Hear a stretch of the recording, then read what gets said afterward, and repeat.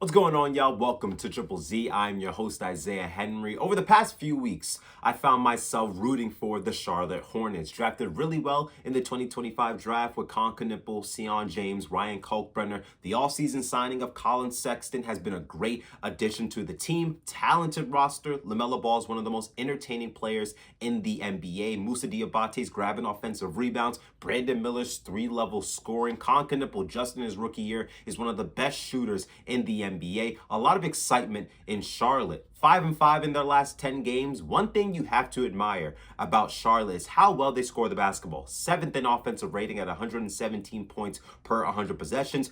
3rd in three-pointers made a game with 15. Sneakily one of the better offensive rebounding teams. 9th in offensive rebounds, grabbing 12 a game. 4th in offensive rebounding percentage, 34.8. More chances to score the basketball after a missed shot. Scored 135 points against the Los Angeles Lakers, grabbing offensive rebounds. They kicked it out to shooters on the perimeter like Brandon Miller, LaMelo Ball, Miles Bridges. I liked how they attacked open space. LaMelo's bringing the ball up the court. He's being defended by Jake Laveria, and Luka Doncic helps off of Knueppel, sending a soft double team at LaMelo Ball. Knueppel is so good moving without the basketball that he flashes to the middle of the free throw line, receives the pass from LaMelo. Rui Hachimura has to step up as the low man. Khan pump fakes. Rui leaves his feet, and now Knueppel's getting 2 points at the rim. Knueppel's being defended by Jared Vanderbilt in the left corner, and Brandon Miller's on the opposite weak side wing.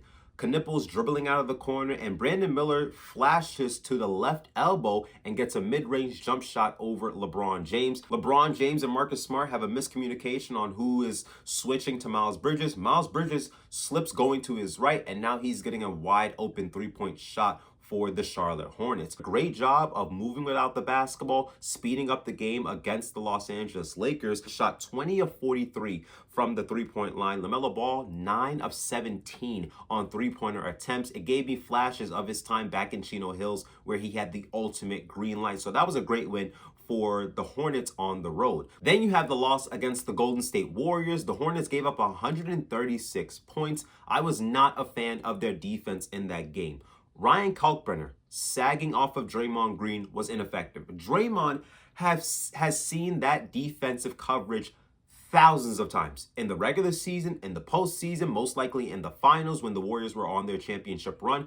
Draymond has seen that defensive coverage where the big or the guard, whoever it may be, plants themselves in the paint and Draymond's out by the perimeter. Draymond knows how to counter that with handoff actions, dribble penetration, directing traffic. Ryan Kalkbrenner is positioned in the paint, and the Warriors immediately get into their flex action, where Steph Curry sets a screen for Moses Moody, and now Steph is curling up to the wing, and he receives a screen from Quentin Post. Sion James is running behind the play, and now Draymond, who's not defended by anybody, does a one dribble handoff to Steph Curry, and now Kalkbrenner recognizes, oh, Sion James is way behind the play. I need to step up and defend Steph Curry at the top of the key, but it's already too late because he wants to start the play in the painted area, and now Steph gets a wide open three at the top of the key. Another play where the defense was inexcusable. Kalkbrenner is in the paint, and then Steph Curry, he's so great off the ball with his movement, and then he becomes a great screener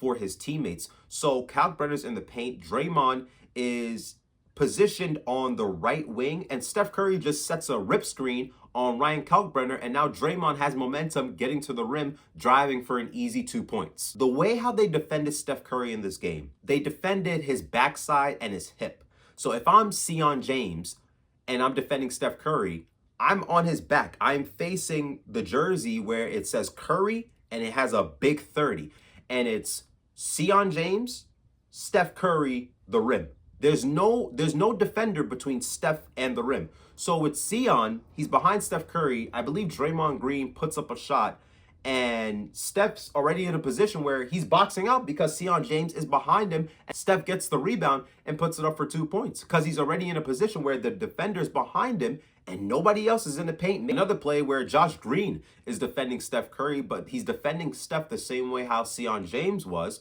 where you're defending his backside or his hip.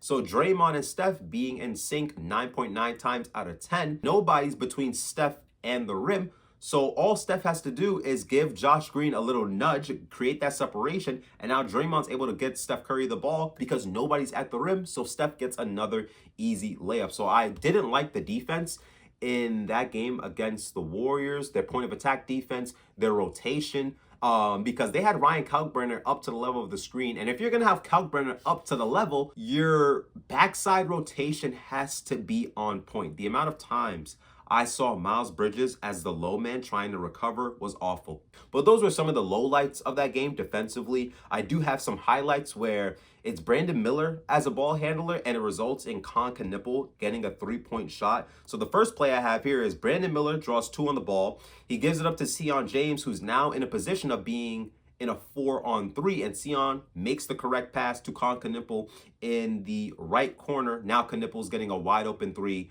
from behind the arc. Another play I got, Brandon Miller and Ryan Kalkbrenner run a pick and roll. Miller throws a beautiful pocket pass to Ryan Kalkbrenner. Kalkbrenner gets it on the roll, and Moses Moody helps on the drive from Kalkbrenner. Kalkbrenner then gives it up to Miles Bridges. Draymond Green stunts at Miles Bridges, and Miles Bridges does a one-touch pass to Knueppel on the left wing. Knueppel knocks it down. And then the final play I have here, I love this play from the Hornets because it either involves Brandon Miller or Knueppel. Brandon Miller starts the play in the paint. You have Colin Sexton and Ryan Kalkbrenner at the top of the key. Sexton gives it up to Kalkbrenner. That's when Brandon Miller starts running and curling up to the wing. Miller receives a handoff from Kalkbrenner, and now Kalkbrenner rolls, and it forces Brandon Pajensky to stunt at Kalkbrenner rolling.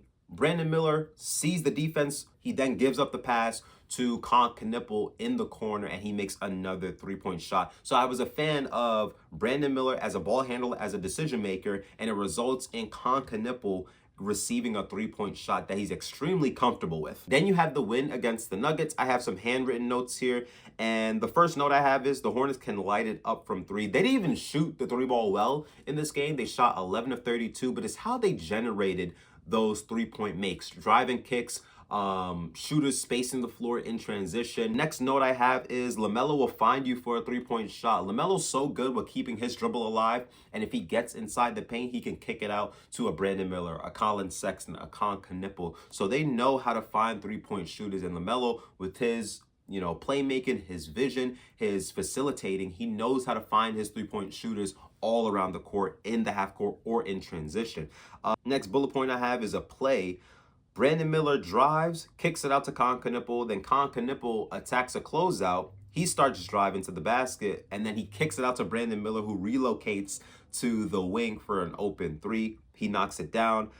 Next bullet point I have, Knueppel attacking off the catch. I really like when he gets ran off the 3-point line and he's able to put it on the floor, attack the rim, or stop for a floater, or he likes getting to that dotted line in the painted area and rising up for a mid-range shot. I like that play for Knueppel, him being able to adjust when teams run him off the 3-point line, when he has to, receive a handoff and can't immediately get into his shot. He keeps it on the floor and attacks the rim or gets to his mid-range jumper. Next bullet point I have is offensive rebounds that lead to 3-point makes. Hornets, like I mentioned earlier, are sneakily one of the better offensive rebounding teams. Moussa Diabate's their best offensive rebounder. He's one of the best offensive rebounders in the NBA. But it's not only Moussa, right? It's Knueppel, it's Miles Bridges, it's Colin Sexton, it's Ryan Kalkbrenner. And once the Hornets are able to grab these offensive rebounds, create extra opportunities, they immediately look for their 3-point shooters, and they're a great 3-point shooting team. Colin Sexton, Knueppel, LaMelo Ball, Miles Bridges can knock down the 3-ball. So they create all these extra advantages, all these extra possessions when they grab the offensive rebound, and they're able to create more opportunities to put points on the scoreboard. I do enjoy watching the Hornets play. When they play so well, LaMelo's playing efficiently, Knueppel's running off of screens, Miles Bridges is catching lobs, Moussa Diabate's grabbing offensive rebounds, Colin Sexton, young bulls coming off the bench and giving so much energy. When I look at their record, they should honestly, in my opinion, be better than 16-27. There's times where I say to myself, instead of the Hornets being 11 games under 500, they're good enough to be 5 games under 500. If they can get someone who can defend on the perimeter at the point of attack, this team is going to get significantly better. Not saying that that one player is going to change their entire defense by themselves, but it's going to be a massive help with Diabate protecting the rim, Ryan Kalkbrenner being a big body, and then you have willing defenders like Brandon Miller, Knueppel, and then if you get that one defender who their only job is to defend and make their three-point shots, the Hornets can be a much better team than what they are right now. If the Hornets do decide to become buyers and make a trade that can help their team, Miles Bridges will be in that package deal. Thank you for listening to Triple Z. Please like and subscribe to the channel. Leave a comment down below about the Charlotte Hornets. I would love to hear your thoughts on this team. I'll see you guys next time. Zzz.